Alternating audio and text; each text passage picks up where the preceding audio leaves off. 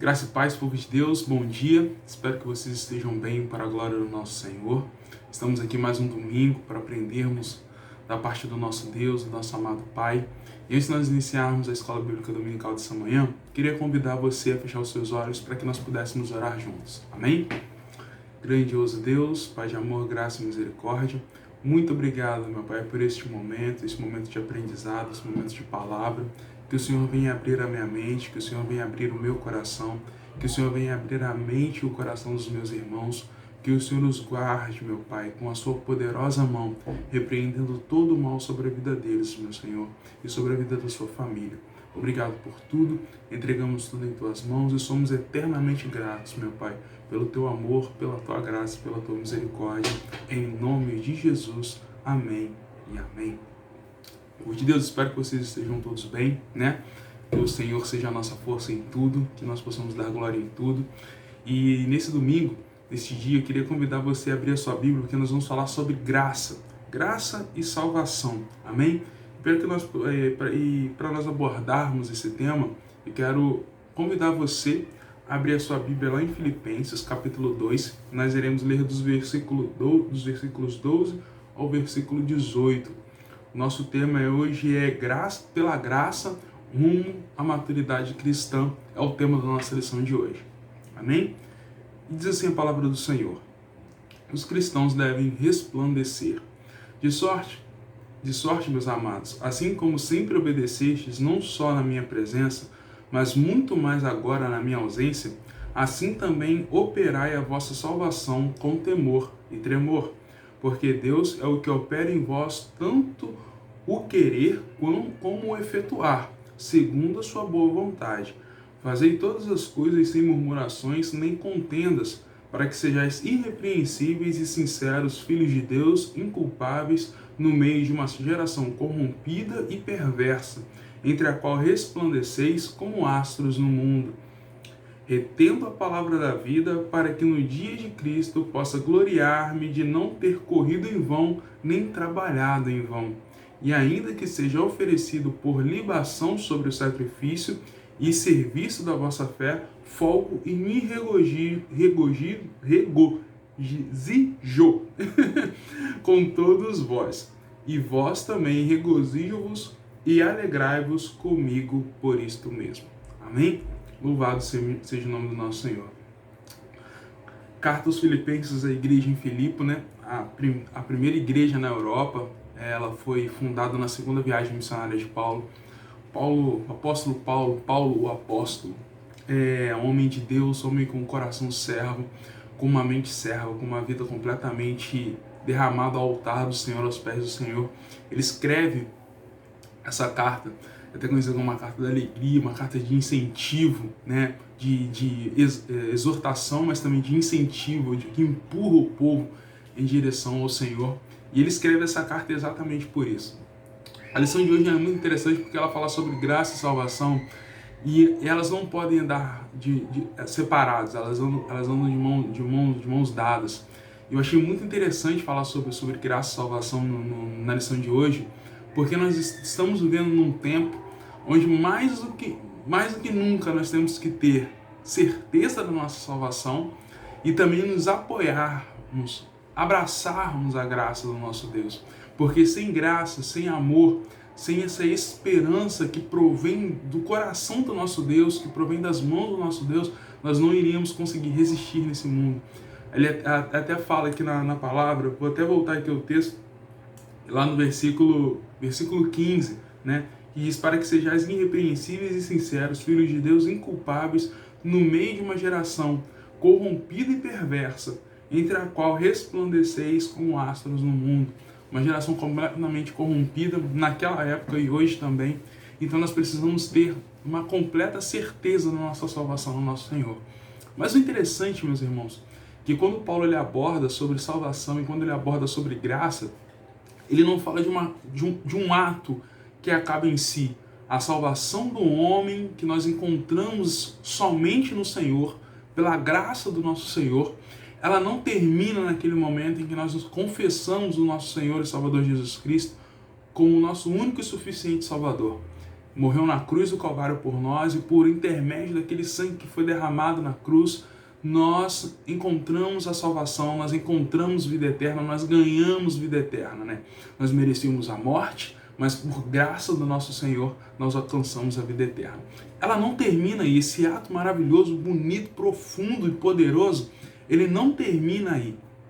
Eu achei muito interessante, porque a salvação, ela nos conduz nesse caminho de maturidade cristã, nesse caminho até o Senhor, e isso só acontece por graça, né?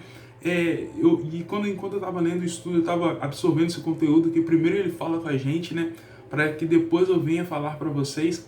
E uma coisa que me chamou muita atenção é que a nossa salvação, essa vida nova que nós recebemos da parte do nosso Senhor, ela precisa render frutos, frutos de arrependimento, frutos que deem glória ao nome do nosso Senhor, a glória que lhe é devida, a glória que ele merece, a glória que ele deve receber todos os dias. A nossa salvação, ela deve resplandecer como luz, porque ela é uma salvação que ela não terminou naquele exato momento da confissão, mas ela é uma salvação que está todos os dias presente em nossas vidas e pulsando em nossas vidas. Então isso é muito interessante. Mas para que nós possamos viver essa vida tendo certeza da nossa salvação e a cada dia mais agarrado com ela, nós precisamos da graça de Deus. A graça poderosa do nosso Deus, que nos dá força e renova as nossas forças todos os dias. Meus irmãos, eu tenho entendido a cada dia da minha vida, a cada semana, né, a cada mês, principalmente nesse último ano que nós passamos de pandemia e ainda estamos passando devido à pandemia, que se não é pela graça de Deus, eu já teria sucumbido. Nós já teríamos sucumbido. A graça de Deus, ela nos renova. O amor de Deus nos sustenta. E a graça de Deus continua nos fazendo caminhar em direção à vontade do nosso Deus. E para que a nossa vida, ela seja uma vida, nós temos certeza da nossa salvação. Pela graça do nosso Senhor, nós também precisamos da graça para viver todos os dias. Eu quero até ler aqui com você uma parte da lição que eu achei muito importante. E eu queria ler para que eu não trocasse nenhuma palavra. Amém? Para que nós possamos entender juntos aqui, ó. Desenvolver a nossa salvação só se torna possível pela graça, que uma vez derramada sobre nós tem o poder de mudar a nossa vontade corrompida e de nos potencializar para a ação de desenvolver a salvação. O começo do processo de salvação não depende de nenhum de nós, não depende do desejo humano, só de Deus. Só Deus desperta ela em nós. Lá no versículo 13, né, de Filipenses 2, que nós acabamos de ler, diz assim, ó, porque é Deus quem efetua em vocês tanto o querer como o realizar segundo a sua boa vontade. Meus irmãos, a graça de Deus é algo tão bonito, tão poderoso, que primeiro nós precisamos enxergar que de nós mesmos, meus irmãos, nós não temos nada de bom. Quando nós olhamos para a nossa vida, quando nós olhamos para a vida das pessoas à nossa volta, quando eu falo isso, eu não estou querendo desmerecer ninguém, tá? O que eu estou querendo falar é sobre essa podridão humana, decaída sem Deus. Quando nós olhamos para nós não encontramos nada de bom. Meu irmão, não tem nada de bom em mim. Não tem nada de bom em você. Tudo que há de bom em mim e em você é pela graça de Deus. É dom de Deus, não é nosso. Amém? Então nós precisamos entender que a nossa vida, ela é conduzida pela graça de Deus, e tudo o que acontece nesse processo, que é bom, que é bonito e que rende louvor ao nome do nosso Senhor, provém do próprio Deus, porque Ele opera tanto o agir quanto o querer no tempo dele, segundo os propósitos do coração dele. E para isso, meus irmãos, nós precisamos de autorresponsabilização. Autorresponsabilidade. Eu me deparei com esse termo, eu já o conhecia, mas eu me deparei com ele dentro de uma leitura essa semana, de um livro que eu estou lendo para o seminário, e é muito interessante porque esse termo ele se aplica muito bem à vida cristã, porque nós precisamos ter a total noção de que sem o nosso Senhor nós não conseguimos viver uma vida de santidade. E uma vida de santidade ativa, uma vida de santidade que venha gerar frutos para o Senhor, para a glória do Senhor. E meus irmãos, quando eu venho falar frutos, eu não venho falar de uma vida que você tem que exibir aquilo que o Senhor está fazendo na sua vida, de ficar apresentando os frutos das suas mãos, não. É uma vida completamente entregue ao Senhor, uma vida que condiz com a vontade do Senhor, é isso que eu quero dizer, amém? E nesse processo o Senhor vai operando, tanto querer como realizar, e nisso os frutos vão acontecendo por intermédio da sua vida, amém? Porque na sua vida há o poder de Deus, há o agir de Deus, e outras vidas vão sendo tocadas. E nisso nós precisamos de autorresponsabilidade, de entender que a nossa vida sem Deus, ela está completamente entregue ao fracasso, está fadada ao fracasso. Nós não temos outra direção. Nossa, você está falando de um jeito muito pragmático, de um jeito muito fatalista, mas, meus irmãos, é essa que é a verdade. Uma vida sem Deus é uma vida fadada ao inferno. E não ao inferno, meus irmãos, não estou falando no grande dia do Senhor, não. Eu estou falando no inferno aqui na terra mesmo. Uma vida completamente sem a graça, uma vida desgraçada, uma vida sem amor, uma vida sem esperança, sem perspectiva do porvir de Deus, sem a perspectiva de que eu já estou vivendo a vida eterna da parte do meu Senhor aqui e agora. E por isso que eu tenho que responder ao meu Senhor com alegria a graça que Ele derramou sobre a minha vida. A alta responsabilidade também está relacionada à resposta. Nós, enquanto cristãos, enquanto pessoas que encontraram Jesus Cristo, enquanto pessoas que têm uma nova vida, nós precisamos urgentemente responder à graça de Deus. E responder à graça de Deus é ter uma vida ativa diante do Senhor, uma vida que rende frutos para a glória do Senhor, meus irmãos. É isso que Paulo quer dizer quando ele, de Filipenses, no Filipenses capítulo 2, versículos 12 a 18.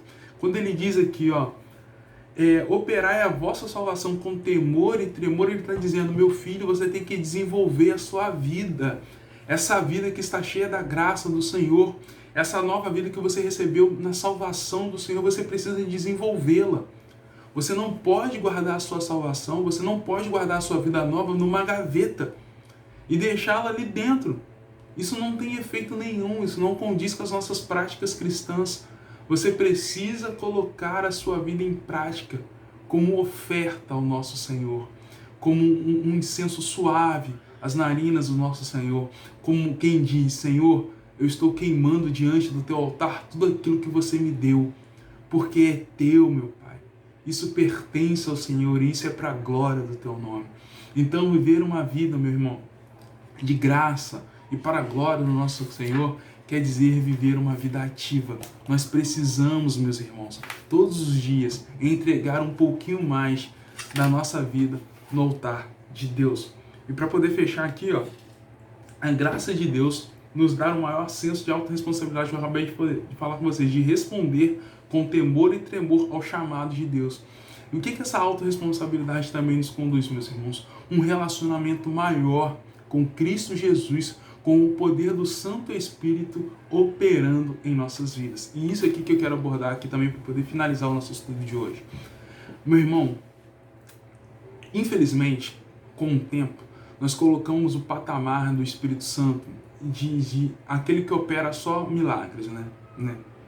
Se você está precisando de uma cura, se você está precisando de prosperidade financeira, se você está precisando de um renovo no seu casamento, é sempre o Espírito Santo tendo que resolver algum problema, é sempre o Espírito Santo como solução última, é sempre o Espírito Santo como um recurso, né?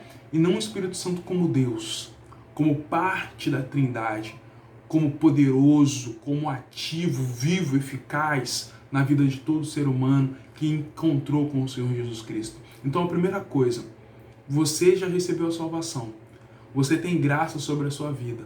Agora você precisa mais do que nunca do Santo Espírito de Deus, do Espírito Santo sobre a sua vida. Você precisa ser revestido, meu irmão. Você precisa ser transformado. Você precisa que a sua mente e o seu coração, que foram cauterizados pelo pecado, sejam transformados pelo Espírito Santo. Sabe por quê? Porque quando acontece isso, meus irmãos, naturalmente você vai em direção a Cristo Jesus. e você tem a sua vida, o seu caráter transformado, e cada vez mais você se torna parecido com o seu mestre, parecido com o seu Salvador, que é Cristo Jesus. Mas para isso você precisa, meu irmão, se agarrar à sua salvação que você já recebeu. Ela é sua, é dom de Deus, é graça, é poder derramado sobre a sua vida. Você precisa entender que para você caminhar nesse mundo adverso, esse mundo problemático que nós estamos enfrentando, mas que é um mundo que precisa do amor de Deus, que precisa do agir de verdadeiros cristãos, né? No mundo, agindo com o poder de Deus, com o amor de Deus, você precisa da graça de Deus. Mas para isso você precisa estar revestido do poder do Espírito Santo. E para isso você precisa ser parecido com Cristo Jesus. Está vendo como uma coisa é conectada com a outra? Elas não são elementos, vou colocar assim para a gente poder compreender, que andam de maneira separada. Elas caminham todas juntas, porque essa é a vida do cristão que é maduro diante do Senhor. Amém? Então que a graça de Deus esteja sobre a sua vida, que você possa continuar caminhando com Deus com total certeza de que o amanhã e o hoje também vai ser melhor, e nós podemos entender que o deserto faz parte da nossa vida, as dores, o sofrimento, o choro, mas em Cristo Jesus nós encontramos a nossa esperança de vida eterna, pois nele nós alcançamos a nossa salvação. Amém? Um beijo no seu coração, que Deus abençoe a sua vida, que Deus abençoe a sua casa, e até a próxima.